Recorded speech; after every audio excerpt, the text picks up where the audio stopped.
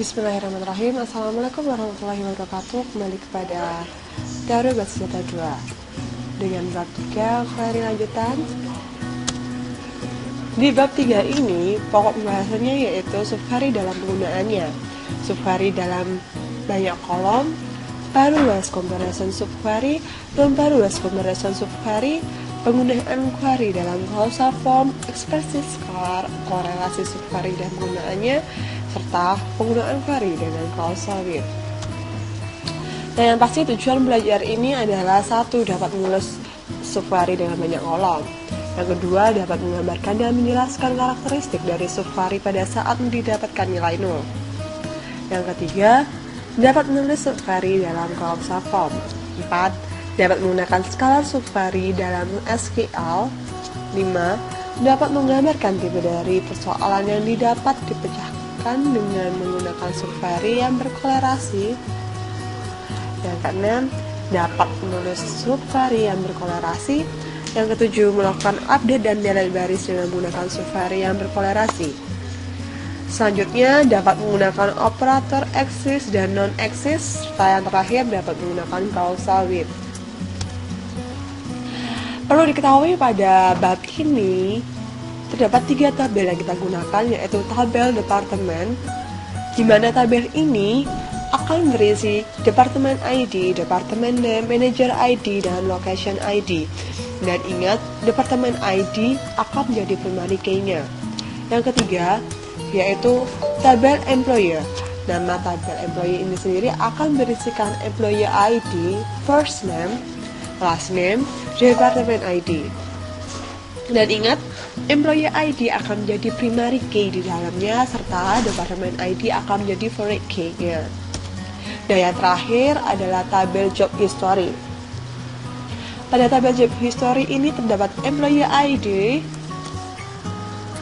di sini. Nah, ada start date, end date, job ID, serta departemen ID. Oke, kita lanjut. Kita akan membahas tentang subquery ID. Subquery ini sendiri adalah statement select yang dilampirkan sebagai klausa dalam SQL statement yang lain. Intinya sama dengan main query. Hanya saja pada strukturnya itu sama dengan main query, hanya saja subquery ini terletak di dalam main query. Nah, untuk lebih jelasnya kegunaan dari subquery itu seperti apa sih? Nah, ini struktur dari main query. Di sini adalah struktur dari subquery. Tidak berbeda jauh dengan struktur yang ada di subquery, hanya saja sekali lagi di bawahnya. Nah, penggunaan subquery ini adalah mengembalikan nilai ke main query. Subquery ini digunakan untuk menyelesaikan persoalan di mana terdapat suatu nilai yang tidak diketahui, unknown value. Nah, misalkan pada contoh ini bahwa akan mencari nilai di mana yang bernilai 10.500. Berikut adalah code-nya.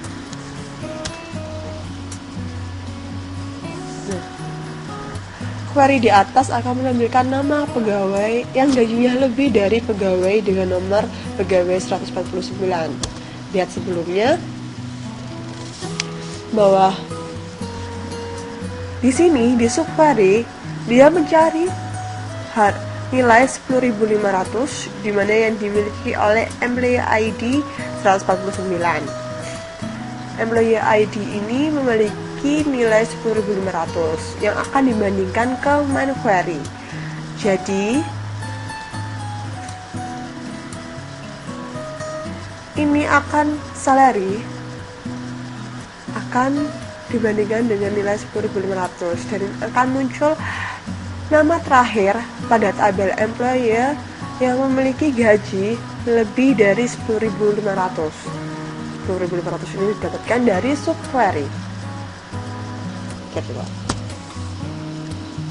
Nah, di sini dari kode tadi diketahui bahwa yang memiliki gaji lebih dari 10.500 akan ditampilkan nama terakhirnya. Berikut adalah nama yang memiliki gaji lebih dari 10.500, yaitu ada King, Kokar, Jihan, Abel, Horsten, dan Higgins.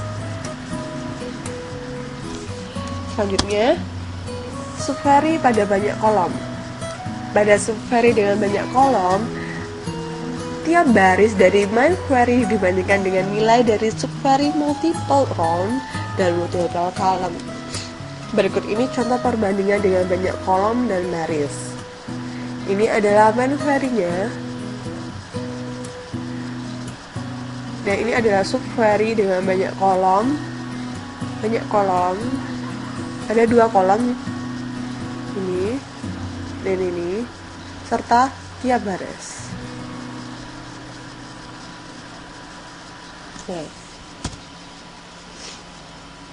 Perbandingan kolom. Perbandingan kolom dalam subquery, banyak kolom dapat berupa perbandingan berpasangan, pairwise comparison subquery, atau perbandingan tidak berpasangan, non-pairwise comparison subquery. Pairwise comparison subquery ini membandingkan pasangan untuk menampilkan detail dari data pegawai yang dimanajeri oleh manajer dan departemen yang sama dengan memiliki nomor pegawai 178 dan 174.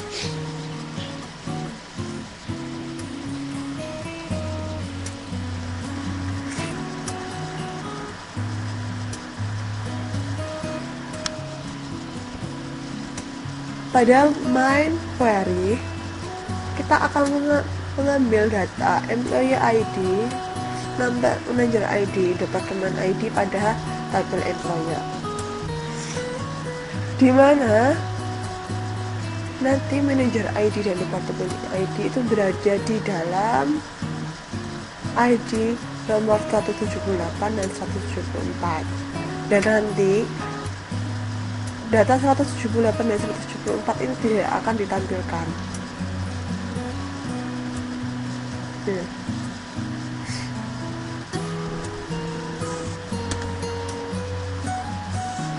Nah, bedanya dengan non-pairwise comparison subquery itu perbandingannya itu tidak berpasangan untuk menentukan detail dari data pegawai yang dimanajeri oleh manajer yang sama dengan pegawai dengan nomor pegawai 174 atau 141, dan pekerja dalam departemen yang sama dengan pegawai yang memiliki nomor 174 atau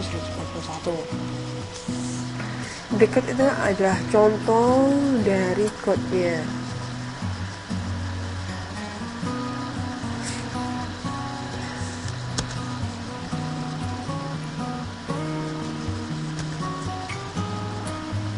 Selanjutnya ada penggunaan query dalam causal form. Di sini, query bisa diletakkan di dalam causal form untuk membentuk tabel temporer. Query semacam ini dikenal juga dengan istilah inline view karena tidak membentuk objek database. Berikut contoh penggunaan query dan causal formnya. Di sini, employer di dalamnya akan ada subquery di mana akan memanggil data dari departemen ID yang akan mengambil rata-rata salarinya, rata-rata gaji dari tabel employer yang akan digrupkan, akan diurutkan berdasarkan departemen ID-nya. Departemen ID-nya di sini.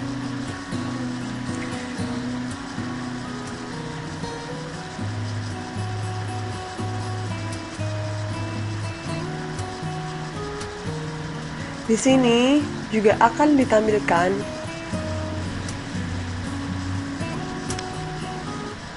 gaji yang lebih dari rata-rata.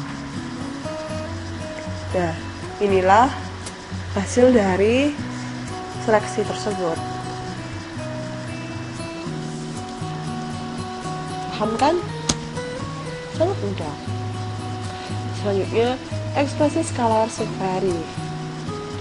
Nah, teorinya, ekspresi skalar subvari ini adalah subvari yang mengembalikan hanya satu nilai kolom dari satu baris. Skala subvari pada standar SQL 92 hanya terbatas pada select statement call from where aja, department value dari statement insert. Dan pada standar SQL 99, skala subvari dapat digunakan dalam kondisi dalam ekspresi sebagai bagian dari perintah decode dan case. Semua cautionary select statement kecuali decode. Nah, ini berikut ini adalah contoh menggunakan skala subvari dalam ekspresi case.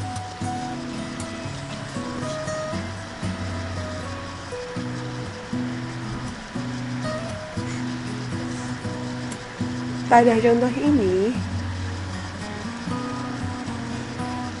akan mengembalikan nilai 20 yang akan dibutuhkan untuk seleksi pada main query, di mana ketika departemen ID bernilai sama dengan 20, departemen ID-nya sama dengan 20, maka akan dirubah menjadi Kanada atau USA.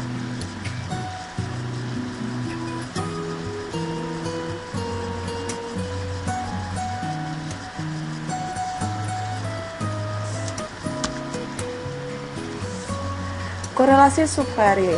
Korelasi subvari ini digunakan untuk memproses baris per baris. Tiap-tiap subvari dijalankan sekali untuk setiap baris dari outer query. Prosesnya sebagai berikut. Ambil baris dari outer query, selanjutnya jalankan di dalam inner query dengan menggunakan nilai baris kandidat. Gunakan nilai dari inner query yang telah dihasilkan dan akan dikembalikan kembali.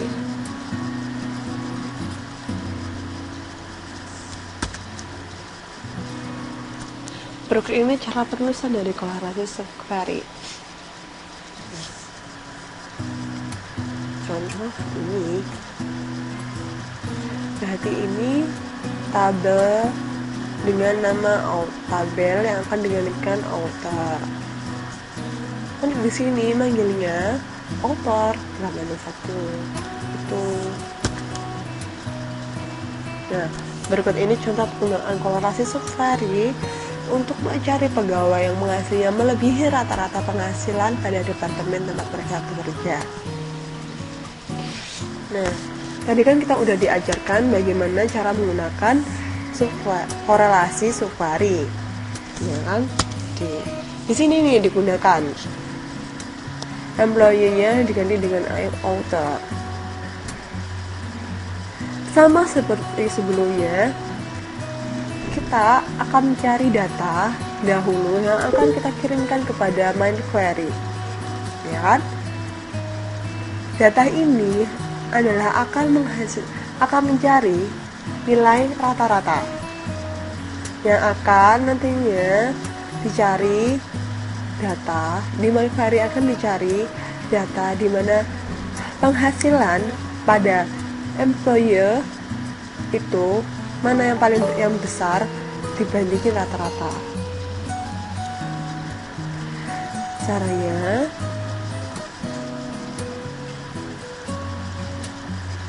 seperti ini.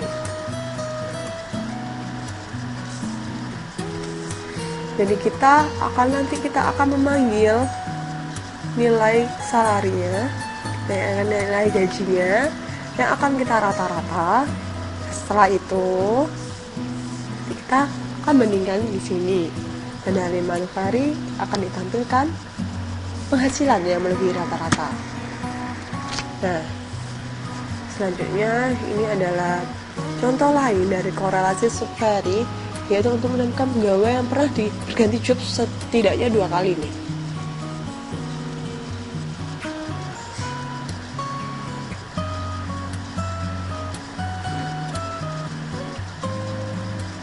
Nah, di sini kita akan menjumlah data di mana pegawai ini pernah berganti job berapa kali kan. Kita akan mengambil data dari job history, di mana kita juga akan mengambil employee ID dengan adalah employee-nya. Sini lihat, nah, employee ID ini akan dikembalikan lagi ke menu query, akan kita bandingkan dan akan muncullah employee ID dan last name serta job ID-nya.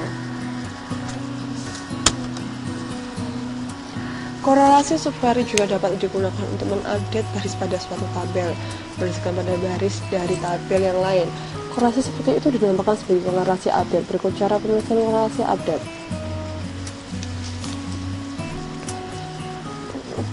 Untuk mengupdate,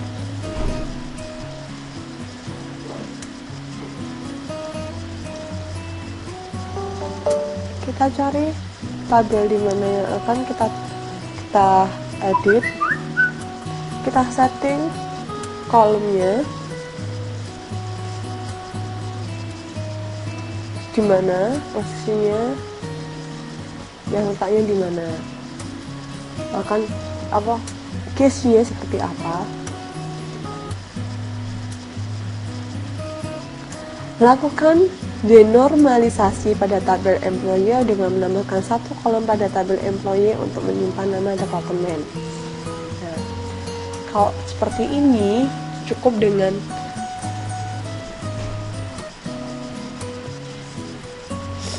seperti ini, alter tabel employee, tambahkan departemen name dengan variabel banyaknya 14.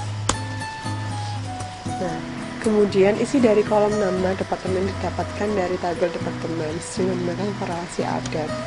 Nah, caranya dengan update employee set departemen name, di mana menggunakan subquery, di mana kita akan mengambil departemen name di departemen dengan korelasinya D, nanti departemen ID akan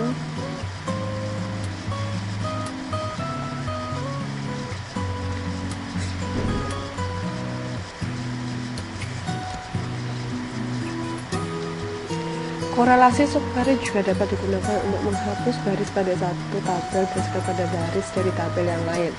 Korelasi seperti itu dinamakan dengan korelasi delete. Nah, ini adalah cara penulisan korelasi delete. Delete from tabel apa, di mana dari kita akan mengisi seleksinya, yaitu ketika alias 1 dot column sama dengan alias 2 dot column.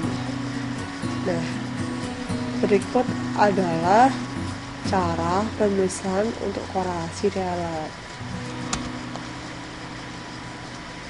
Selanjutnya, contoh penggunaan korelasi delete untuk menghapus baris-baris dari tabel employee yang juga terdapat pada tabel M history.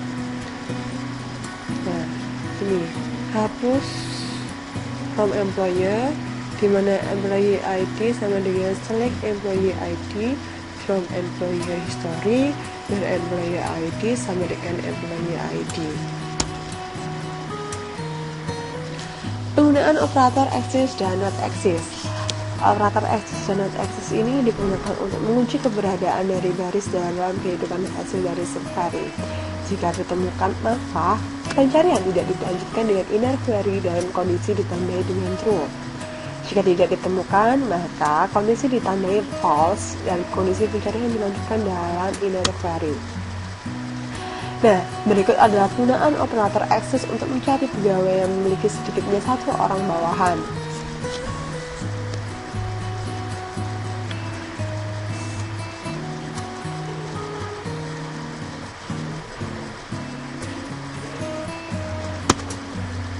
Selanjutnya, Contoh penggunaan operator .exist untuk menampilkan semua departemen yang tidak mempunyai pegawai.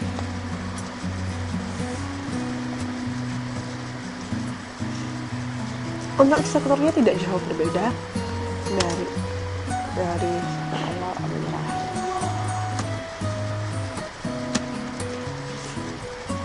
Nah, penggunaan causal with. Dengan menggunakan causal with ini, kita dapat menggunakan block query yang sama dengan statement select pada saat terjadi lebih dari sekali dalam konteks query.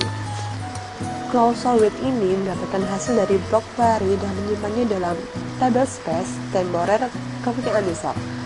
Causal with dapat meningkatkan performasi. Nah, berikut ini adalah contoh penggunaan causal with.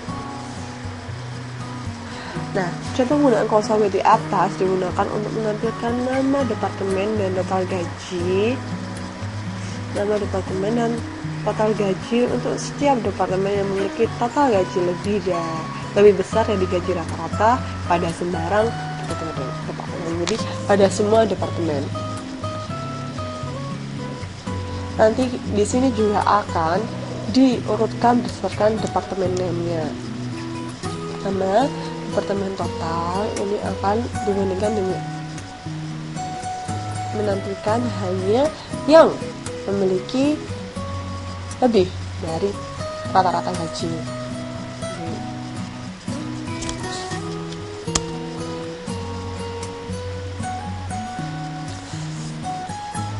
Sampai juga kita di penghujung pembelajaran pada bab 3 ini. Ringkasannya nih, subquery digunakan untuk menyelesaikan persoalan di mana terdapat suatu nilai yang tidak diketahui. Seperti tadi yang pertama kali, kita ingin mencari nilai 10.500 tapi tidak bisa dideklarasikan, kita harus menggunakan ID yang lain, itu ya kan, contoh yang pertama itu. Yang kedua, pada subquery dengan banyak kolom, tiap baris dari menu query dibandingkan dengan nilai dari subquery multiple row dan multiple column. Perbandingan kolom dalam subquery, banyak kolom dapat berubah perbandingan berpasangan. Dan yang ketiga, keempat, ada query bisa diletakkan di dalam causal form untuk membentuk tabel temporer dan dikenal juga dengan istilah inline view. Selanjutnya, korelasi subquery digunakan untuk memproses baris per baris. Causal with dapat menggunakan block query yang sama dengan statement select pada saat terjadi lebih dari sekali dalam konteks query. Nah, di sini nih ada latihannya. Buat query untuk menampilkan nama, nomor departemen, dan gaji pegawai yang memiliki nomor departemen dan gaji yang sama dengan nomor departemen dan pegawai yang memiliki komisi. Caranya, kita tadi disuruh untuk menampilkan nama dan nomor departemen dan gaji, ya kan? Nah, kita select last name, departemen ID, serta salary. Dari mana? Jadi kita baca lagi soalnya. Dari pegawai yang memiliki nomor departemen dan gaji yang sama dengan nomor departemen dan gaji dari pegawai yang memiliki komisi. Otomatis dari data pegawai di mana gaji tidak sama dengan 0.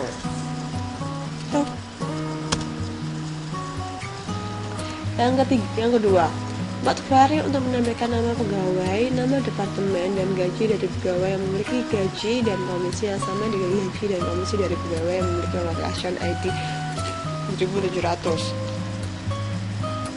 Nah, untuk menampilkan nama pegawai, kita select first name.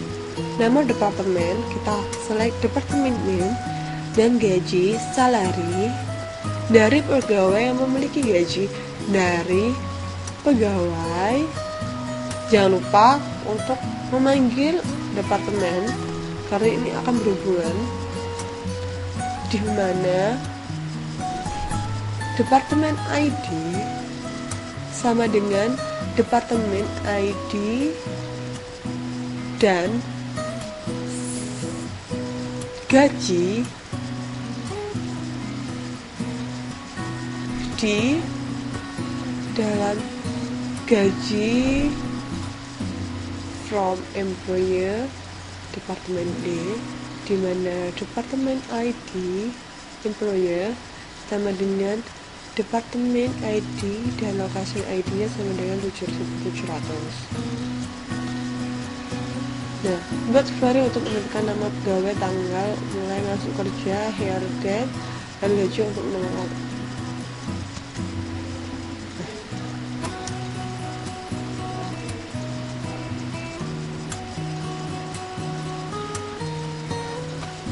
Nomor 4. Buat Subhari untuk menampilkan detail dari nomor pegawai. Employee ID, nama pegawai, last name atau first name juga nggak masalah.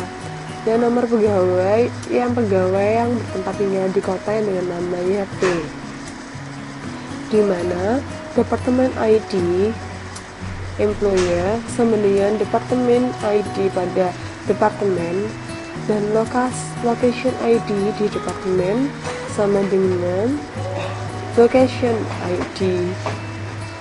Dan ingat, di sini hanya kota yang memiliki pengawalan huruf P, dan L.city like T.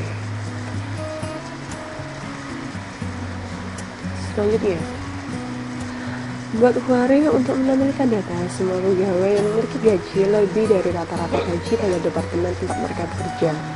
Data yang ditampilkan yaitu nama pegawai, gaji, nomor departemen, dan rata-rata gaji pada departemen.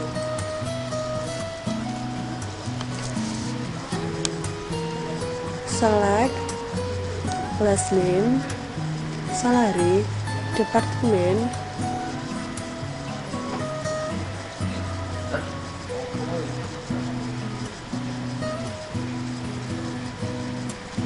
selanjutnya, tambahkan semua pegawai yang tidak memiliki supervisor.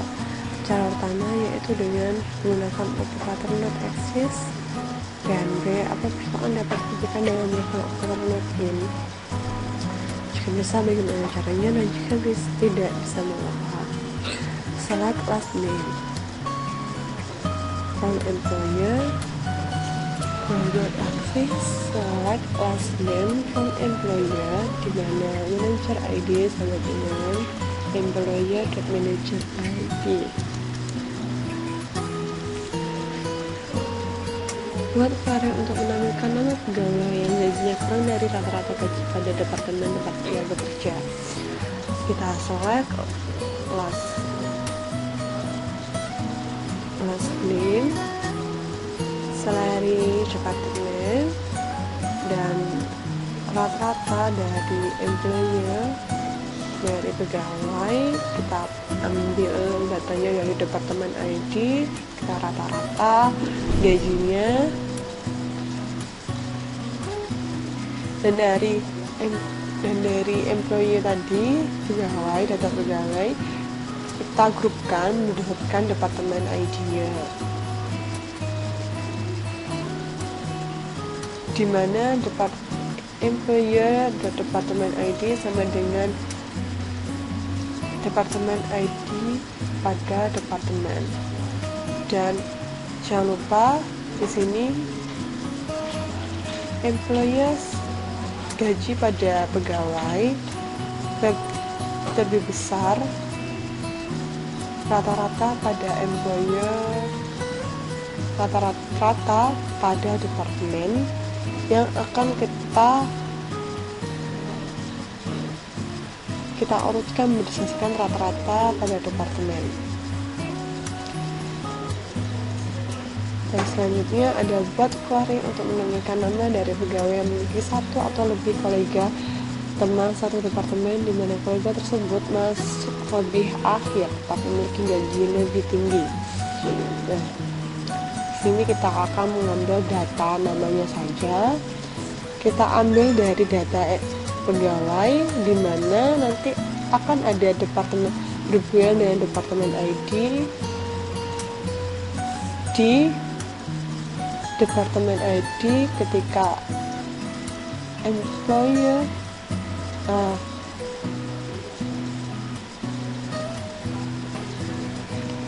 di mana tanggal masuk lebih besar daripada tanggal masuk data B serta gajinya akan lebih besar dibanding dengan gaji pada